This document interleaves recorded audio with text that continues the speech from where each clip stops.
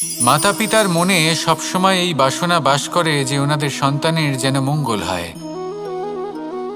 নিজের সন্তানকে সেই সবকিছু দেবার সবসময় চেষ্টা করতে থাকেন যেগুলো তারা নিজেরা নিজেদের জীবনে কখনো পেতে পারেননি। এবং এই প্রক্রিয়ায় সবথেকে গুরুত্বপূর্ণ বিষয়টি ভুলে যান, নিজের সন্তানকে সেই জিনিস দেওয়া যেটা উনি সবথেকে আগে পেয়েছেন। আমি ধনের কথা বলছি না, আমি বলতে চাইছি নিজের অভিজ্ঞতা দ্বারা ওনারা যে মানসিক স্থিতি লাভ করেছেন, ওনারা যে মর্যাদা লাভ করেছেন, যে শিক্ষা ওনারা লাভ করেছেন, সবার আগে নিজের সন্তানকে সেটা দেওয়া প্রয়োজন। সেটা যদি নিজের সন্তানকে দিতে পারেন তাহলে এই সন্তান জীবনে তার পথে এগোতেও পারবে, ধন অর্জনও করতে পারবে এবং শক্তিশালী অনুভবও করতে পারবে। সেই জন্য সন্তানকে সবার আগে সেটা দান করুন যেটা সব থেকে বেশি মূল্যবান। সেটা দিন যেটা আপনি সবার আগে লাভ করেছেন। আসুন আমার সাথে ভালোবেসে বলুন, রাধা রাধা। আজ আমরা দুই ধরনের ব্যক্তির বিষয়ে কথা বলবো। প্রথম জন হলেন যে প্রয়োজনের থেকে অনেক বেশি পরিমাণ ধন উপার্জন করে থাকেন। তার কাছে ততটা ধন থাকে যতটা তার প্রয়োজনও নেই, তারপরেও আরও ধন উপার্জন করতে চেষ্টা করতে থাকেন। সকল সম্ভব চেষ্টা করেন, সকল সম্ভব কর্ম করেন, তা সে উচিত কর্ম হোক বা অনুচিত, তাতে তাদের কিছুই যায় আসে না। তারা শুধুই এই সংসারের সকল সুখ ভোগ করতে চান, সকল স্বাচ্ছন্দ্য লাভ করতে চান। আজীবন তারা প্রচেষ্টাই করতে থাকেন। এবার এই করতে গিয়ে তারা ভারাক্রান্ত হয়ে সমস্যার সম্মুখীন হন। এনাদের সমগ্র জীবন এই চেষ্টাতেই চলে যায় জীবন যাপন করার বদলে। অন্যদিকে আরেকজন ব্যক্তি যিনি জানেন তার প্রয়োজন কতটুকু আর শুধুমাত্র সেই পরিমাণ ধন অর্জন করেন, তার থেকে বেশি একটুও নয়। উনি যদি দুবেলা খেতে পান, মাথা গোজার ঠাঁই পেয়ে যান, সেটাই পর্যাপ্ত। তাতেই তিনি আনন্দে জীবন যাপন করেন, না কোনো বৃথা চিন্তা করেন, না কোনো বৃথা কষ্ট করেন। এবার আমি আপনাদের জিজ্ঞেস করব, এই দুই ব্যক্তির মধ্যে আপনি কোন ব্যক্তি হতে চাইবেন? বেশিরভাগ মানুষ এটাই বলবেন যে আমরা সেই দ্বিতীয় মানুষ হতে চাই যারা সন্তুষ্ট। কিন্তু যদি মন দিয়ে দেখেন, আপনিও সেই কর্মই করছেন যা প্রথম ব্যক্তি করেন। আপনারা সবসময় চেষ্টা করে চলেছেন, এটাও লাভ করতে হবে, ওটাও লাভ করতে হবে, আমার এটারও প্রয়োজন, ওটারও প্রয়োজন। আপনি অনেক কিছু লাভ করেছেন, কিন্তু প্রশ্ন এটাই যে আপনার কি সেই সব কিছুর প্রয়োজন রয়েছে? এর উত্তর আপনার অন্তর্মনে রয়েছে। আপনার মন জানে যে আপনার প্রয়োজন কতটুকু। সেখানে গিয়ে দেখুন। সন্তুষ্টি মানুষকে আনন্দ দেয়। মানুষ যতটা সন্তুষ্ট হবে ততটাই সে আনন্দ লাভ করবে। এবার আপনাকে এই সিদ্ধান্ত নিতে হবে যে আপনি কখন আর কোথায় সন্তুষ্টি লাভ করবেন, কত কিছু লাভ করার পরে সন্তুষ্ট হবেন। এই উত্তর আপনি মন থেকে পাবেন। এই সমাজের চাহিদায় জড়িয়ে নিজেকে বিভ্রান্ত করবেন না। নিজের অন্তরের এই মিথ্যে অহংবোধকে প্রশ্রয় দিতে গিয়ে যদি আপনি এরকম প্রয়াস করতে থাকেন, তাহলে জীবনযাপন কখন করবেন? থেমে যান, শান্ত হয়ে যান, নিজের অন্তর্মনে নিমজ্জিত হয়ে দেখুন যে সন্তুষ্টি কোথায়। এই সন্তুষ্টি লাভ করুন। এই মন প্রসন্ন হয়ে বলবে, রাধা রাধা। সিংহকে বনের রাজা বলা হয়। অত্যন্ত শক্তিশালী হয় সে, তার পরিবারও খুব বড় হয়। কিন্তু যদি এমন হয় যে সিংহের পরিবারে নিজেদের মধ্যেই কলহ সৃষ্টি হয়, যদি তারা নিজেরাই লড়তে থাকে, তাহলে কি হবে? সিংহকে মেরে তার পরিবারকে মেরে ফেলে শেয়াল বনের রাজা হয়ে উঠবে। এবার এই কথা শুধুই সিংহের উপর প্রযোজ্য নয়, বরং প্রত্যেকটি ব্যক্তি, প্রত্যেক পরিবার, প্রত্যেক সম্প্রদায়, প্রত্যেক রাজ্যের ওপর প্রযোজ্য হতে পারে। পরিবারে যদি মতভেদ বেড়ে যায়, তাহলে সেই পরিবার ভেঙে যেতে পারে। ইতিহাস এই বিষয়ের সাক্ষী। যদি সমাজের মানুষ নিজেদের মধ্যেই লড়তে থাকেন, তাহলে কেউ রাজা হতে পারেন না, বরং অন্য কেউ সেই কলহের সুযোগ নিয়ে নিজে রাজা হয়ে বসেন। একতার গুরুত্ব বুঝতে শিখুন। ঘুরে ফিরে বিষয়টা এসে দাঁড়াচ্ছে সেই ভালোবাসায়। কারণ ভালোবাসাই হলো সেই যা সকলকে একসাথে বেঁধে তাদের আনন্দে রাখতে পারে। প্রেমের থেকে বেশি শক্তিশালী আর কিছুই নেই। তাই এই প্রেমকে নিজের মনে জাগ্রত করুন, নিজের পরিবারে বর্ষণ করুন, সমাজে বর্ষণ করুন, রাজ্যে বর্ষণ করুন, আর এই ভালোবাসার সাথেই বলুন রাধা রাধা। বিগত দিনের কিছু কথা মনে পড়ে গেল, এক অদ্ভুত ঘটনা যা অমূল্য শিক্ষা দিয়ে যেতে পারে। বিষয় হলো যক্ষের সাথে যুধিষ্ঠিরের কথোপকথন। একবার যক্ষ যুধিষ্ঠিরকে জিজ্ঞেস করলেন, ওনাকে বললেন যে আমার কিছু প্রশ্নের উত্তর যদি আপনি দিতে পারেন তাহলে আমি আপনার বাকি ভ্রাতাগণকে আবার জীবিত করে তুলব। সেগুলোর মধ্যে খুব গুরুত্বপূর্ণ আর কঠিন একটা প্রশ্ন ছিল, এই সংসারের সব থেকে শ্রেষ্ঠ আশ্চর্য কোনটি? এই প্রশ্ন আমি আপনাকে জিজ্ঞেস করছি। এবার কেউ বলবেন স্বর্ণ দ্বারা নির্মিত লঙ্কা, এটি হলো সংসারের সব থেকে বড় আশ্চর্য। কেউ বলবেন বরফে ঢাকা সেই পর্বত যা আকাশ স্পর্শ করে। কেউ বলবেন সেই সমুদ্র যার গভীরতা মাপা অসম্ভব ব্যাপার। কেউ বলবেন সেই বায়ু যা আমরা দেখতে পাই না কিন্তু তা আমাদের জীবন দান করে। সংসারের সব থেকে বড় আশ্চর্য কি, সেই প্রশ্নের উত্তর যুধিষ্ঠির দিয়েছিলেন, আর তা ছিল শ্রেষ্ঠ উত্তর এবং উচিত। উনি বলেছিলেন যে সংসারে প্রতিদিন কোনো ব্যক্তি জন্ম লাভ করেন আর কোনো ব্যক্তি মৃত্যুও লাভ করেন। এবার এই কথাটা সবাই জানেন, সবাই বোঝেন যে যখন জন্মেছি তখন কোনো একদিন আমিও অবশ্যই মৃত্যু লাভ করব।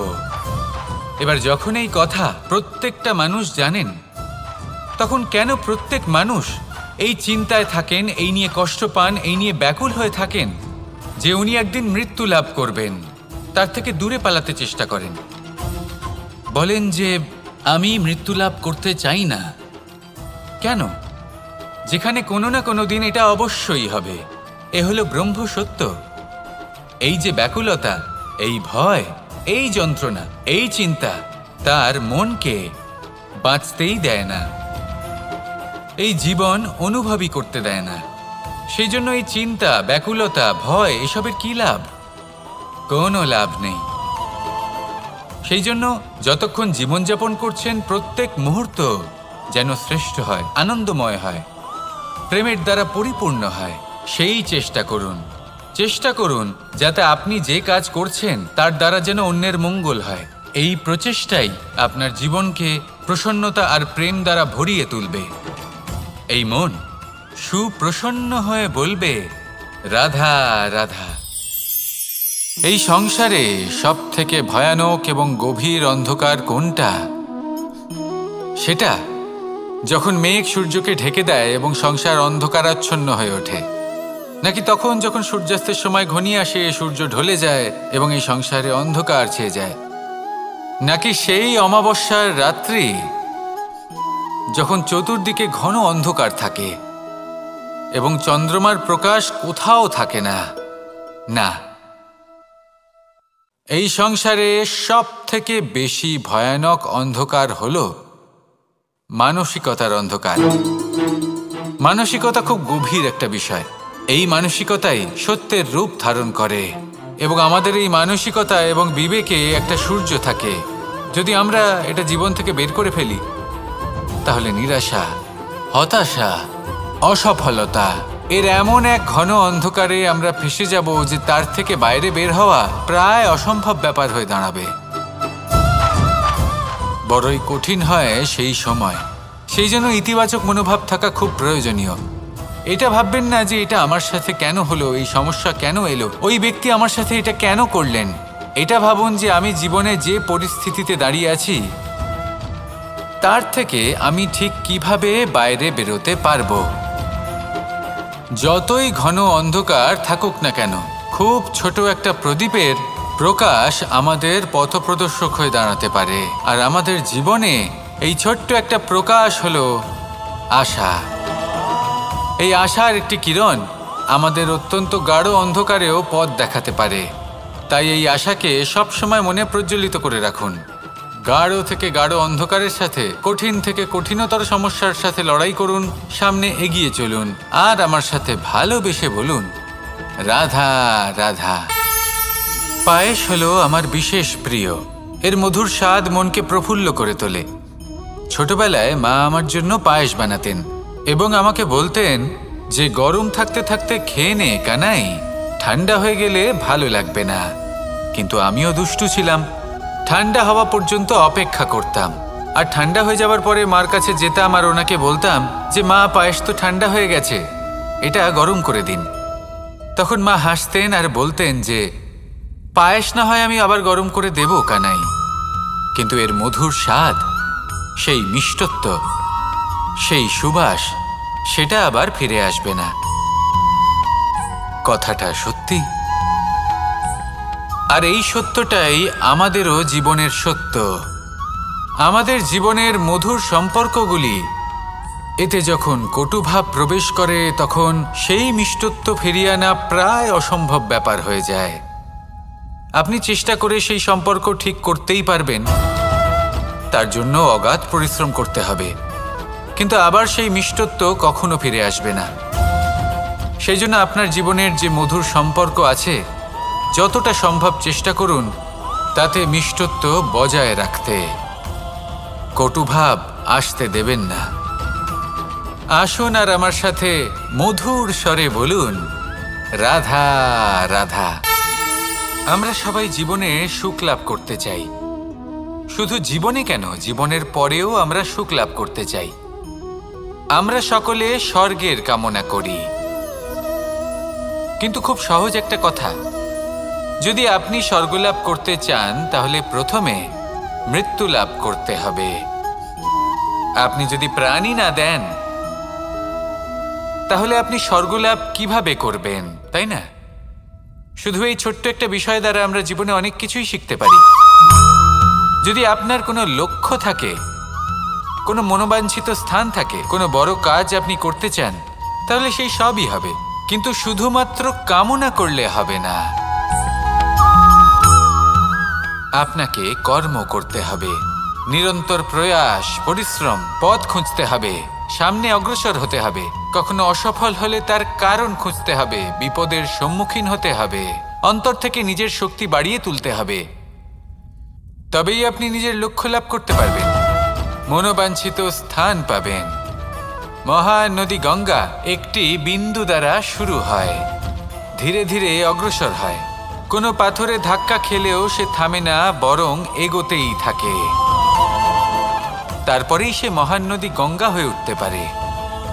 পরিশ্রম করুন, লক্ষ্য লাভ করুন, আর আমার সাথে ভালোবেসে বলুন, রাধা রাধা। এগুলো হলো নিম পাতা। যদি এগুলো চেখে দেখেন তাহলে মুখ বিকৃত হবে। এগুলো কি তেঁতো খেতে, হে নারায়ণ! এর থেকে বেশি তিক্ত সংসারে আর কিছুই হতে পারে না। হয়তো আপনি এগুলো ফেলেও দেবেন, কিন্তু যদি এই স্বাদের ঊর্ধ্বে উঠে এই নিমের বিষয়ে আপনারা জানতে চেষ্টা করেন, তাহলে আপনি জানতে পারবেন যে এই নিম কতটা বেশি গুরুত্বপূর্ণ, কত গুরুত্বপূর্ণ ওষুধ, আর আমাদের শরীরের জন্য কতটা বেশি লাভজনক। এই নিম, এর মধ্যে অনেক রোগের উপশম নিহিত রয়েছে। এবার জীবনে আমরা বিভিন্ন মানুষের সাথে পরিচিত হই, নেত্র দ্বারা তাদের দেখি, কিন্তু তাদের আমরা খুব একটা পছন্দ করি না। সেক্ষেত্রে আমাদের কি করা উচিত? অন্তর মন দিয়ে তাদের দেখা উচিত। ওনাদের রূপ রং নয়, ওনাদের ব্যবহার, ওনাদের গুণাবলী দেখা উচিত। কারণ হতে পারে ঠিক যেমন নিম পাতা বাস্তবে খুব তেঁতো কিন্তু আমাদের শরীরের পক্ষে লাভজনক, সেইভাবেই এইসব মানুষ যাদের দেখলে আমাদের ভালো লাগে না, যাদের রূপ রং আমাদের পছন্দ হয় না, হয়তো সেই মানুষগুলোই আমাদের জীবনকে পূর্ণরূপে পাল্টে দিতে পারেন। হতে পারে তাদের মধ্যে এমন ক্ষমতা রয়েছে, আমাদের সুখ, শান্তি, প্রেরণা প্রদান করতে পারেন, আমাদের দুঃখ হরণ করতে পারেন, আমাদের পথ দেখাতে পারেন। সেই জন্য যখনই কোনো ব্যক্তিকে দেখবেন, চর্মচক্ষু নয়, অন্তর্মন দিয়ে দেখবেন, রূপ রং নয়, গুণাবলী দেখবেন। মানুষকে আরো ভালোভাবে বুঝতে পারবেন, আর এই মন প্রসন্ন হয়ে বলবে, রাধা রাধা। আপনি কখনো মাখনের হাঁড়ি ভেঙেছেন? কত আনন্দ পাওয়া যায়। এই মাখনের হাঁড়ি ভাঙলে পুরো মাখন আমাদের গায়ে এসে পড়ে আর মন উচ্ছ্বসিত হয়ে ওঠে। কিন্তু তার জন্য বালগোপালদের কত চেষ্টা করতে হয় সেটা কখনো ভেবে দেখেছেন? প্রথমে বড়ই পরিশ্রম করে একের ওপর এক সাবধানে ওপরে চড়তে হয়, তারপরে ভারসাম্য বজায় রাখতে হয়, পড়ে গেলে হবে না। তারপর এই হাতের দ্বারা সেই মাখনের হাঁড়ি ভাঙতে হয়, তখন মাখন পড়ে। এবার এরকমই কিছু আমাদের জীবনে আমাদের সাথেও হয়।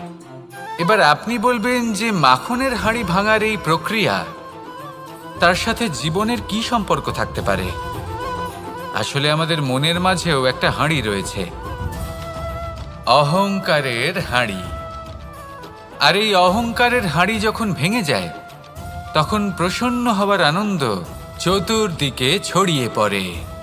এই মন, এই আত্মা, এই দুই প্রসন্ন হয়ে যায়। কিন্তু তার জন্য আপনাদেরকেও বালগোপালের মতো চেষ্টা করে যেতেই হবে, ভারসাম্য বজায় রাখতেই হবে মনের মাঝে এবং এই বুদ্ধিতে, ভালো এবং মন্দের মধ্যে, লোভ এবং পরমার্থের মধ্যে।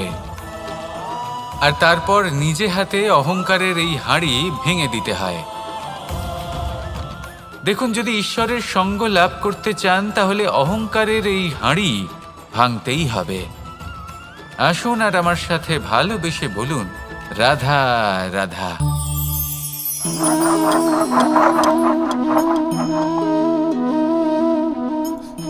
কোনো ব্যক্তিকে নিশ্চয়ই দেখেছেন যিনি নিজে কাঠ কাটার এই কাজে নিপুণ এবং অভিজ্ঞ। এবার আপনারা দেখবেন যে তার মনোযোগ সমস্ত কাঠের ওপর থাকে না, তার মনোযোগ থাকে শুধুমাত্র একটা কাঠের ছোট্ট একটি অংশের ওপর, যেখান থেকে তার টুকরো করা হচ্ছে। কিন্তু সেটা উনি কেন করেন? যদি এটা উনি না করেন তাহলে সেই কাঠ সঠিক পদ্ধতি এবং তাড়াতাড়ি কাটা যাবে না। জীবনেও তাই হয়ে থাকে। আপনি হয়তো কোনো লক্ষ্য স্থির করেছেন বা পথ নির্বাচন করেছেন বা কাজ স্থির করেছেন যেটা আপনি করেই ছাড়বেন। তাহলে নিজের সম্পূর্ণ মনোযোগ শুধুমাত্র তার উপর কেন্দ্রীভূত করুন। যদি আপনার মন এদিক ওদিক তাকাতে থাকে, অস্থির হয়ে পড়ে, বিচলিত হয়ে পড়ে, যদি তা হয়ে থাকে তাহলে আপনি অবশ্যই অসফল হবেন। তাই কর্মঠ থাকুন, নিরন্তর কর্ম করতে থাকুন এবং পূর্ণ মনোযোগ দিয়ে নিজের কাজ করুন। নিজের পথে অগ্রসর হন বা নিজের লক্ষ্য প্রাপ্ত করতে চেষ্টা করুন। তারপর দেখুন কি হয়, কিভাবে উচিত পথে এবং তীব্র গতিতে আপনার লক্ষ্য আপনার কাছেই পৌঁছে যায়। আর আপনার এই মন প্রসন্ন হয়ে বলে, রাধা রাধা। আলস্য আপনার আরো একটা অত্যন্ত বড় শত্রু, যা আপনার মনের মধ্যে বসবাস করে আর ধীরে ধীরে আপনার কার্য শরীরের একটা অংশ হয়ে ওঠে। সব কাজে দেরি করিয়ে দেয়, সবকিছু নষ্ট করে দিতে পারে এই আলস্য। এই কাজ আজকে হলো না, কোনো ব্যাপার নয়, কালকে করে নেব। প্রকৃতি আমাদের এটা শেখায় না। ভেবে দেখুন, যদি সূর্য এটা ভাবে যে কাল উদিত হব না, কিছুদিন পরে উদয় হব, তাহলে কি হবে? সমগ্র পৃথিবীর বিনাশ হয়ে যাবে, ঠিক কি না? দেখুন, এই আলস্য নিয়ে খুব সুন্দর একটা কথা আছে, আলস্যস্য কুতো বিদ্যা। অর্থাৎ যিনি অলস হয়ে বসে থাকেন তিনি বিদ্যা লাভ করেন না, জ্ঞান লাভ করেন না। আর জ্ঞান না থাকলে তিনি ধন অর্জন করতে পারেন না। তার জীবনে সুখ স্বাচ্ছন্দ্যের অভাব থাকে, বন্ধুর অভাব থাকে। যেখানে সুখ স্বাচ্ছন্দ্য নেই, মিত্র নেই, আপনজন নেই, জ্ঞান নেই, সেখানে আনন্দ কিভাবে বাস করতে পারে? সেই জন্য কথায় আছে, যিনি কর্ম করেন তিনি এই সংসারে যে কোনো সুখ স্বাচ্ছন্দ্য ভোগ করতে পারেন। তাই কর্ম করুন, সময়কে সম্মান করুন, আর এই আলস্যের উপর বিজয় লাভ করুন। আর আমার সাথে ভালোবেসে বলুন, রাধা রাধা। সাফল্য এবং অসফলতা, মানুষের জীবন এই দুই চাকার ওপরই দাঁড়িয়ে থাকে, এর আশেপাশেই ঘুরতে থাকে। তাই সাফল্য এবং অসফলতা অত্যন্ত লাভদায়কও হতে পারে, আবার অত্যন্ত ক্ষতিকারকও হতে পারে। নির্ভর করছে মানুষের উপর। যদি কথা বলা হয় সাফল্যের, তাহলে যখনই সাফল্য আসে তখন সেই সাফল্য তার মাথায় চড়ে বসে। তিনি নিজের পথ থেকে সরে যান, লক্ষ্যভ্রষ্ট হয়ে যান, অনুচিত কাজের দিকে অগ্রসর হয়ে পড়েন। বিনাশের দিকে অগ্রসর হয়ে পড়েন। কিন্তু সেই সাফল্য যদি মাথায় চড়তে না দিয়ে মনের মাঝে বাস করে, তাহলে সে নিজের সাফল্য অনুভব করতে পারবে, নিজের কর্তব্য অনুভব করতে পারবে, ভাববে যে কিভাবে এই সাফল্য দ্বারা সমাজের কিছু মঙ্গল করা যেতে পারে, আর সেই সাফল্যই তার জন্য বরদান হয়ে যাবে। এবার যদি কথা বলি অসফলতার, তাহলে যখনই অসফলতা আসে তখন মানুষ তাতে মন খারাপ করে বসেন, দুঃখী হয়ে পড়েন, হেরে গেছেন বোধ করেন, জীবনের সামনে অগ্রসর হওয়ার সাহস করতেই পারেন না। তার কি করা উচিত? তার মন থেকে না ভেবে মস্তিষ্কের দৃষ্টিভঙ্গি দিয়ে ভেবে দেখা উচিত যে আমি এমন কি করলাম যাতে আমি অসফল হলাম। নিজেকে শুধরে নেওয়া উচিত। তখন এই অসফলতা মানুষের কাছে আশীর্বাদ প্রমাণিত হবে, আর পরের বার তিনি অবশ্যই সফলতা লাভ করবেন। তাই মনে রাখবেন, সাফল্য এবং অসফলতা আপনার জন্য লাভদায়কও হতে পারে, ঘাতকও প্রমাণিত হতে পারে, বিধ্বংসীকারীও হতে পারে। তা নির্ভর করছে আপনার উপর যে আপনি মস্তিষ্ক দিয়ে দেখতে চান নাকি হৃদয় দিয়ে দেখতে চান। শেষ পর্যন্ত সিদ্ধান্ত আপনারই। আসুন আর আমার সাথে ভালোবেসে বলুন, রাধা রাধা।